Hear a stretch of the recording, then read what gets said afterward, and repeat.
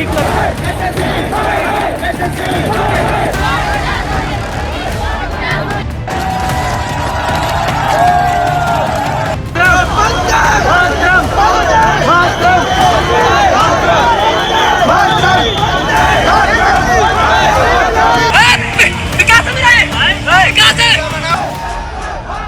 दिल्ली का रामलीला मैदान फिर एक ऐसे आंदोलन का गवाह बना जिसे रात के अंधेरे में लाठी के दम पर कुचलने की कोशिश हुई। एसएससी अभ्यर्थियों का आरोप है कि शाम को अचानक हालात बिगड़ गए। प्रदर्शन स्थल की बिजली काट दी गई।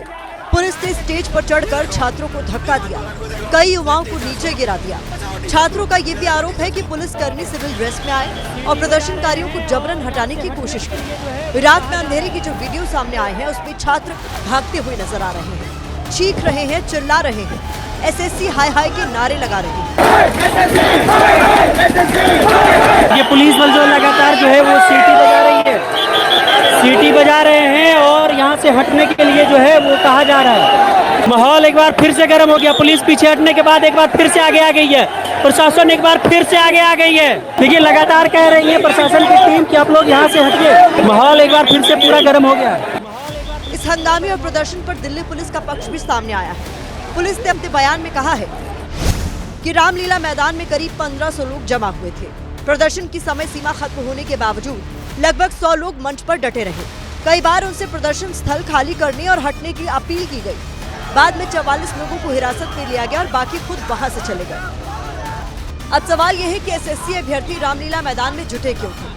दरअसल ये लोग लगातार एसएससी परीक्षाओं में गड़बड़ी और धांधली के आरोप लगा रहे हैं। इनका आरोप है कि भर्ती परीक्षा और परिणाम में पारदर्शिता नहीं है। समय पर नियुक्ति प्रक्रिया पूरी नहीं हो पा रही। परीक्षाओं में बार बार तकनीकी गड़बड़ियां आ रही हैं। इसके अलावा एक बड़ी समस्या परीक्षा आयोजन कराने वाली वेंडर एजेंसी को लेकर भी है।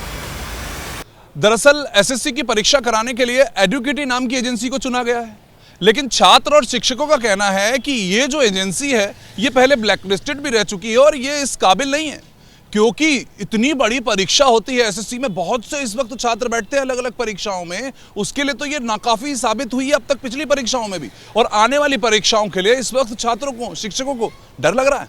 देने के बाद में एडुकेटी को फेज 10 का जो एग्जाम है वो कंडक्ट कराने के लिए डेट मतलब एसएससी ने डेट मतलब अनाउंस कर दी।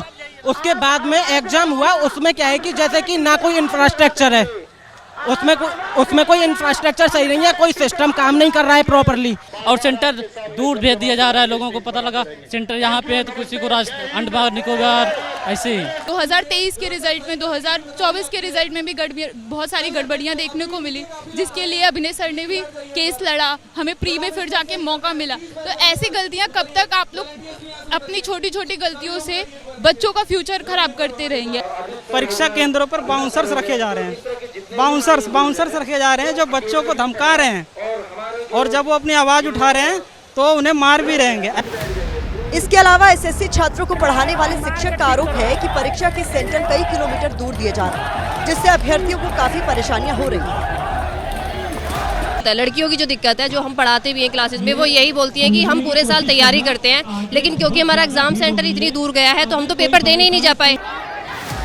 अपनी मांगों को लेकर ये लोग पिछले 3 महीने से देश भर में प्रदर्शन कर रहे हैं, लेकिन किसी सिस्टम या सरकार के पास इनकी बातें सुनने का वक्त नहीं है।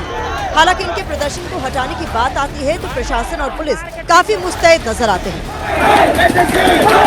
नौजवान सड़क पर अगर आ रहे हैं अपनी वाजिब मांगों को लेकर, उनके अध्यापक भी हैं उसमें, तो आपको उनकी बात सुननी चाहिए, बुलाइए, उनसे बात करिए। तरीका यही है लोकतंत्र का, लाठी चलाना थोड़े लोकतंत्र का तरीका।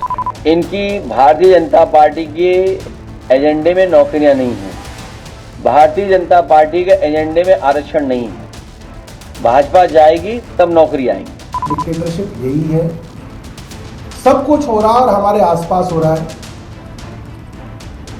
और सबको कहीं ना कहीं दबा के उसकी जुबान को बंद किया जा रहा है।